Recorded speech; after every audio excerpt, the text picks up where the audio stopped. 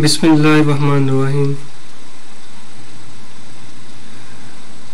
जब हम पाकिस्तान के बारे में सोचते हैं, पाकिस्तान के हालात के बारे में सोचते हैं और आजकल जो पाकिस्तान में हो रहा है, ख़ुसूसन जो हमारे लीडर हमारे साथ कर रहे हैं, तो इससे हमें एक चीज़ जिसके बारे में कहूँगा कि हमारा जो ईमान और फेथ है वो और मजबूत होता है कि वो अल्लाह ताला की ज़ात।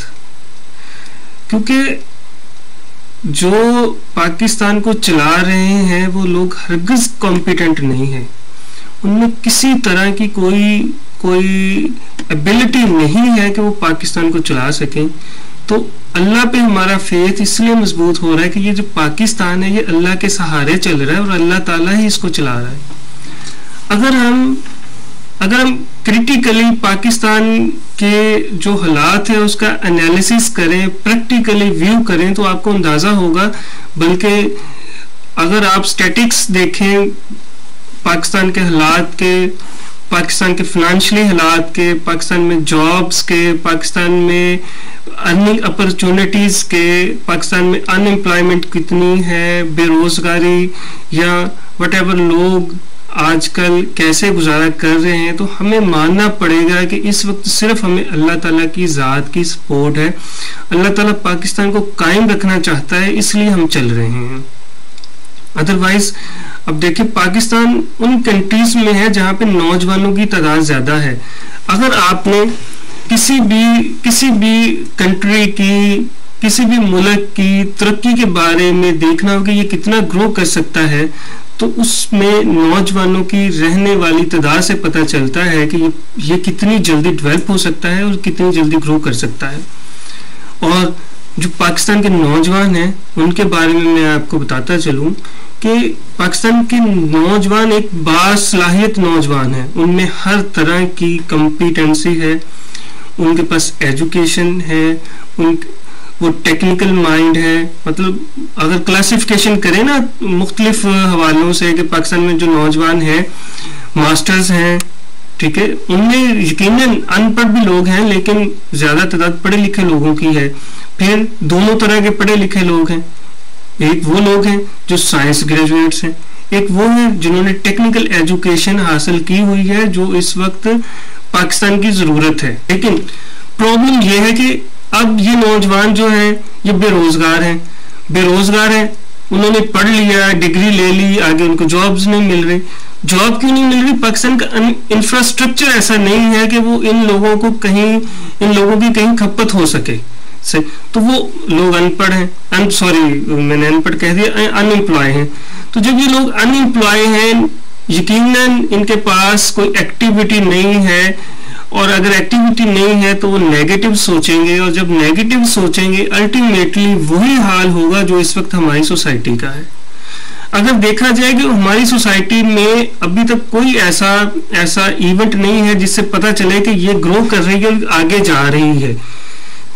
अब सूरत हाल ये है कि जो पाकिस्तान के नौजवान हैं वो अपना कितना वक्त फेसबुक पे ज़ाया करते हैं, कितना वो वक्त जो है वो अपनी अदर एक्टिविटीज में ज़ाया करते हैं।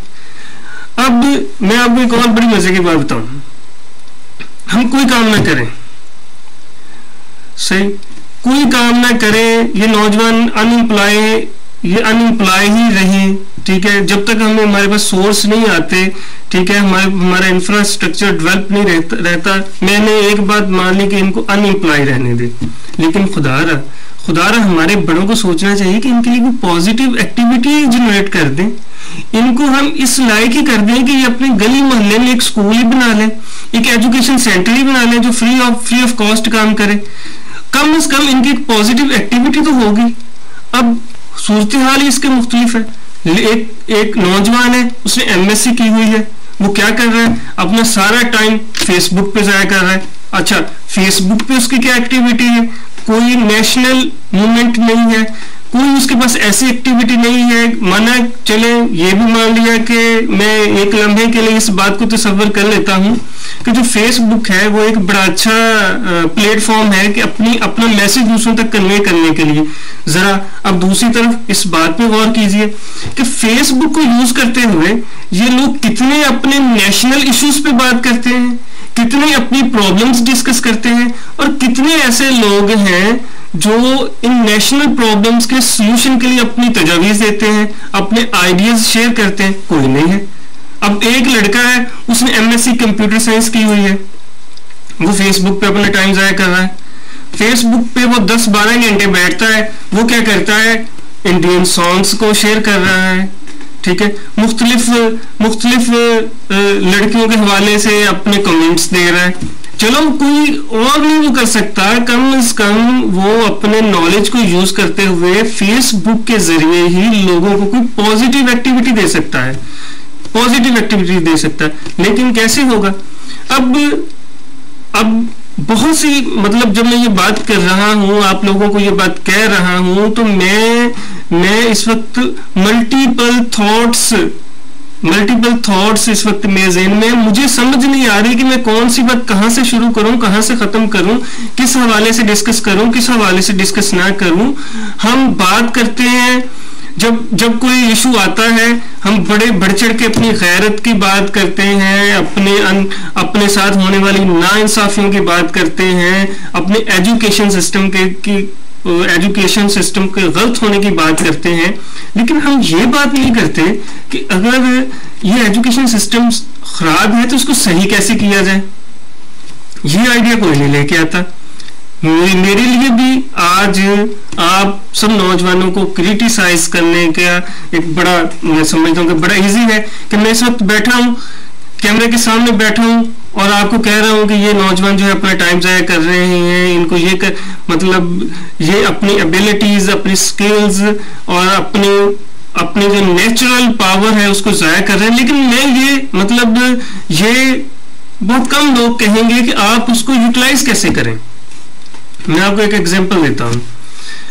आपने मास्टर्स किया हुआ है, मास्टर्स छोटे ग्रेजुएशन किया हुआ है, ग्रेजुएशन को भी कम कर लिया, एफए किया हुआ है, एफए को भी अगर कम कर लिया, मैट्रिक किया हुआ है। अब मैट्रिक पे आ जाए, आपको जॉब नहीं मिलती, ठीक, आप जॉब नहीं मिलती, अब आपका टाइम कैसे स्पेंड होता है? जो मैंने ऑब्जर्व किया है, जो मैंने देखा है अपने इलाके में इर्द गिर्द, वो क्या करते हैं जी, सारा दिन मोबाइल से मैसेजिंग करते हैं, फेसबुक का गलत यूज करते हैं, नेट कैफे पे जाते हैं, नेट का गलत यूज करते हैं, ठीक है। उसके बाद जब वो आ जाते हैं अपने दोस्तों के साथ, या तो मोटरसाइकिल की वन व्हीलिंग करके वो फख्र महसूस करते हैं।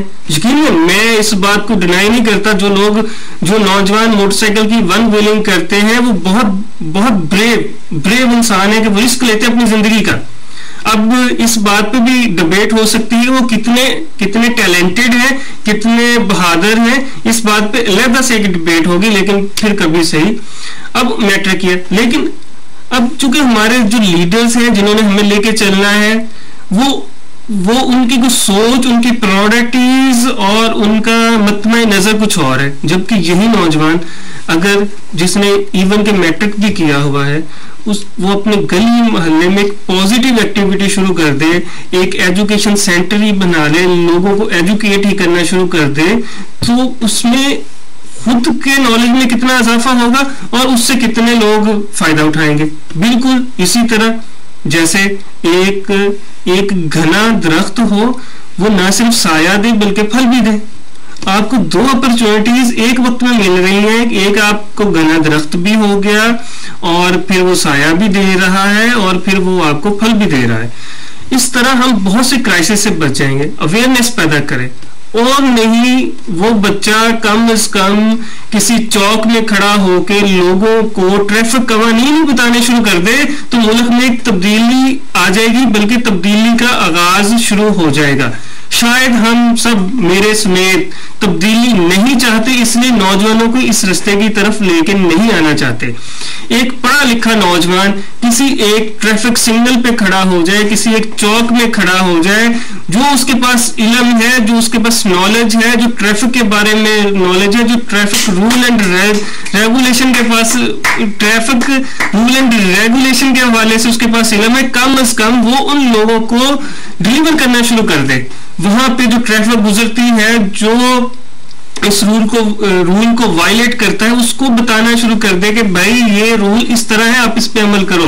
तब्दीली ऐसे आएगी, ठीक है ना। हम बात करते हैं खूनी इनकलाब की, वो खूनी इनकलाब कैसे आएगा? खूनी इनकलाब के लिए भी लोगों को एजुकेट करना पड़ेगा, भाई आपके राइट्स क्या हैं। मुझे आज तक मेरे राइट्स का नहीं पता। मैं किसी होटल में जाता हूँ, मुझे वहां पे खाना अच्छा नहीं दिया जाता, मुझे नहीं पता कि मेरा राइट क्या है, कि मैं उस खाने के हवाले से क्या प्रोटेस्ट करूं, उस होटल के खिलाफ कहां जाके, किस कोर्ट में जाके कंप्लेंट करूं कि इसने मुझे खाना दिया है। चले, अगर मुझे ये भी पता चल गया कि इसके लिए कंज्यूमर कोर्ट है, तो प्लीज खुदारा मुझे ये बताइए कि मेरे पास कोर्ट्स में जलील होने का जो हमारा सिस्टम है, जलील होने का मतलब शौक होगा तो मैं जाऊंगा, अदरवाइज जो कोर्ट्स के हालात है वो कैसे हैं। बात फिर वहीं पे आ गई कि खुदारा हमने जो कुछ पढ़ा हुआ है, जो कुछ सीखा हुआ है, हमने अगर फेसबुक भी यूज करनी है, अगर हमने नेट भी यूज करना है, तो इसके थ्रू हम कोई पॉजिटिव एक्टिविटी कर लें, कम से कम अपना नॉलेज दूसरों के साथ शेयर कर लें, अपनी जो फीलिंग्स हैं वो दूसरों के साथ शेयर कर लें। इससे ही तब्दीली का आगाज होगा।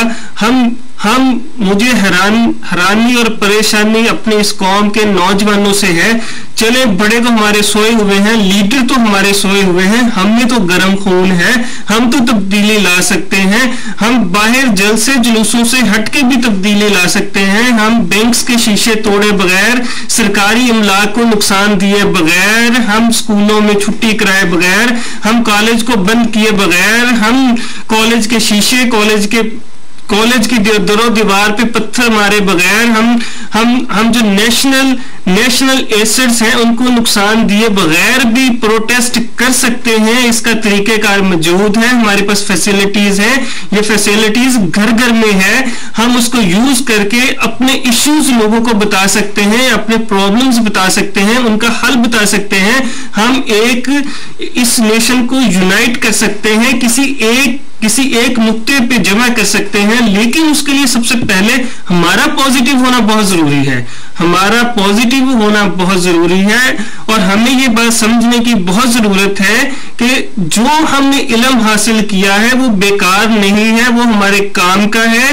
किताबों में जो लिखी हुई बातें जिन लोगों ने लिखी है, उनका हजार दिनों का, हजार मिनट्स का, हजार घंटों का एक्सपीरियंस है जो उन्होंने उन किताबों में लिखा है, वो बिल्कुल ठीक है। हमें उनको मद्देनजर रखते हुए अपनी जिंदगी में एक पॉजिटिव चेंज लेके आना पड़ेगा। खुदारा इस टाइम को, कीमती टाइम को वेस्ट करना छोड़े, एक पॉजिटिव एक्टिविटी की तरफ जाएं, पॉजिटिव आइडिया लाएं। इसमें और बहुत सी बातें हैं। मैं आपको एक बात बताऊं, हम तो ये नहीं कर सके, हम नौजवान, हम अपनी गवर्नमेंट को कैसे गिला करें, अपने लीडर्स को कैसे गिला करें, हम ये नहीं कर सके, इतनी सी बात नहीं कर सके। एक शख्स एक आइडिया लेके आता है, वो कहता है कि जनाब मेरे पास एक आइडिया है, मैं एक स्कूल बनाता हूं, एक टेक्निकल सेंटर बनाता हूं, पाकिस्तान को मैन पावर देता हूं, और उस मैन पावर से हम मुख्तलिफ रिजल्ट्स क्रिएट कर सकते हैं। लाइक मैं ये कहता हूं कि मैं एक ट्रेनिंग सेंटर बनाता हूं, उस ट्रेनिंग सेंटर में मैं लोगों को ये बताता हूं कि जो कारपेट्स होते हैं, रग्स जिसको हम बोलते हैं, हाथ से जो बनते हैं, उसकी ट्रेनिंग देता हूं। उस ट्रेनिंग से अब क्या होगा कि हम वहीं उस ट्रेनिंग सेंटर से ही उन चीजों को बनाएंगे और बाजार में बेचेंगे। इससे उस ट्रेनिंग सेंटर की इनकम भी आएगी। आज तक ये नहीं हो सका कि जिस एक ये आइडिया मैंने मतलब एक एग्जांपल कोट की है कि उस शख्स ने जो आइडिया दिया हुआ है उसके सब 10 नौजवान मिल जाए कि आओ भाई हम ये मिलके करते हैं। ऐसा नहीं हुआ कभी भी। हम फेसबुक पे एक गाने पे, ऐसा गाना जो हमारी बर्बादी का सबब है, मैं ये नहीं कह रहा कि मैं एक्सट्रीमिस्ट हूं, मैं ये बता रहा हूं कि वो एक एंटरटेनमेंट है। सही ना। इंटरटेनमेंट का मतलब ये है कि जब हम काम से थक जाए, काम से चूर हो जाए, हमारा दिमाग को रिलैक्सेशन की जरूरत हो, तब हम इंटरटेनमेंट की तरफ आए। उसमें चाहे आप सॉन्ग सुने, म्यूजिक सुने, इंडियन सुने, इंग्लिश सुने, जो भी सुने, लेकिन जब आपको जरूरत हो। जब आपको जरूरत नहीं है, आपके पास काम का टाइम है, आपको काम करना चाहिए, तब उसको उस तरफ ना जाए। लेकिन हमारे यहाँ उल्टे चक्कर है। हम नेट से तब उठते हैं जब हमारे जो नेट से हम एंटरटेनमेंट करते हैं तब उठते हैं जब हमारे दिलो दिमाग को कुछ रिलैक्सेशन की जरूरत है। वो रिलैक्सेशन अब क्या करते हैं, वो भी अजीबोगरीब है। खैर, मैं बात कर रहा था कि हम एक ऐसे छोटे छोटे ग्रुप्स नौजवानों के नहीं मैनेज कर सके जो अपने अपने आइडियाज पे अमल करें और आइडियाज को इम्प्लीमेंटेशन दें और उससे कोई रिजल्ट प्रोड्यूस करें। तो हम किस तब्दीली की बात कर रहे हैं, हम जा कहाँ रहे हैं? हमारे यहाँ तो एक जलजला आ जाए तो हमारे पास एबिलिटी नहीं है, हमारे पास फंड्स नहीं है, हमारे पास रिसोर्सेज नहीं है कि उनको हम रेस्क्यू कर सकें। हमारे यहाँ फ्लड आ जाता है तो हमारे पास सोर्सेज नहीं है कि हम उसको रेस्क्यू कर सके। वो एक बंदे आंखों के सामने लोगों को मरते देखते हैं। यार खुदारा इस कौम पे रहम करें। मैं तो सिर्फ नौजवानों से कहूंगा, ये मिलके तब्दीली ला सकते हैं, इनको तब्दीली लानी चाहिए। अगर आज का नौजवान ना उठा अपने पॉजिटिव आइडिया को लेके खुद उस पे, क्योंकि हमारे लीडर इस लायक नहीं कि हम उनके पीछे लगे, अगर ये नौजवान ना उठा, ना आगे निकला, तो हम तबाही की तरफ चले जाएंगे। जैसे HEC का हाल हुआ है, इस पे कितने नौजवानों ने प्रोटेस्ट किया। मेरे शहर में किसी 10 लोगों ने भी बाहर निकल के एक पीसफुल प्रोटेस्ट नहीं किया। किसी ने रात के अंधेरे में कैंडल्स जला के इसका प्रोटेस्ट नहीं किया। किसी ने भी अपनी किताबें रद्दी में बेच के प्रोटेस्ट नहीं किया। किसी ने भी अपनी डिग्रीज की फोटोकॉपीज के साथ किसी चौक में बैठ के लोगों को यह बात बताने की जरूरत नहीं समझी कि HEC अगर खत्म हो गया तो पाकिस्तान की डिग्री शायद दुनिया में नहीं मानी जाएगी। किसी ने भी ये नहीं कहा कि अगर HEC खत्म हो गया तो पाकिस्तानी यूनिवर्सिटीज की डिग्री पाकिस्तान में नहीं मानी जाएगी। किसी ने ये नहीं कहा कि अगर ये HEC खत्म हो गया तो यूनिवर्सिटी के जो करिकुलम है उसका क्या बनेगा। किसी ने नहीं प्रोटेस्ट किया। ये नौजवान किस तरफ जा रहे हैं? ये पढ़े लिखे नौजवान है। प्लीज दाल और रोटी को छोड़िए, मुल्क को सेव कीजिए। आपको दाल और रोटी भी मिलेगी और एक पीसफुल मुल्क भी मिलेगा। बात करते हैं सुसाइड अटैक्स की। अगर हम मजबूत हैं तो हम में कौन आ सकता है? 10 लोग हैं, अगर 10 के 10 एक दूसरे को जानते हैं, पावरफुल है, स्ट्रांग है, तो उनमें कैसे एक बंदा आके सुसाइड बम अटैक्स करता है? क्यों करता है? हमने खला है, कहीं ना कहीं हमने खला है, कहीं ना कहीं हमें कमियां हैं। आखिर वो कमियां हम कब दूर करेंगे? खुदारा आज ही इसको अगर दूर करने का अहद करें तो फिर ही कुछ होगा। इंशाल्लाह हम इस तरह राब्ता रखेंगे, एक दूसरे से बात करेंगे और इनके रिजल्ट्स हमें मिलने चाहिए। और मैं ये एक्सपेक्ट, अब जब मैं ये चीज रिकॉर्ड करके ये फेसबुक ये यूट्यूब पे दूंगा, मैं एक्सपेक्ट नहीं करता इसको बहुत कम लोग सुनेंगे। मुमकिन है कोई लोग 2 मिनट सुन के इसको बंद कर दे, को 3 मिनट सुन ले, शायद ही चंद एक लोग होंगे जो इस पूरी बात को सुनेंगे और सोचेंगे। खुदारा प्लीज, पाकिस्तान को सेव करना है तो मुझे आपको सबको मिलकर इसमें अपनी कंट्रीब्यूशन करनी होगी। Thank you very much. See you in next episode.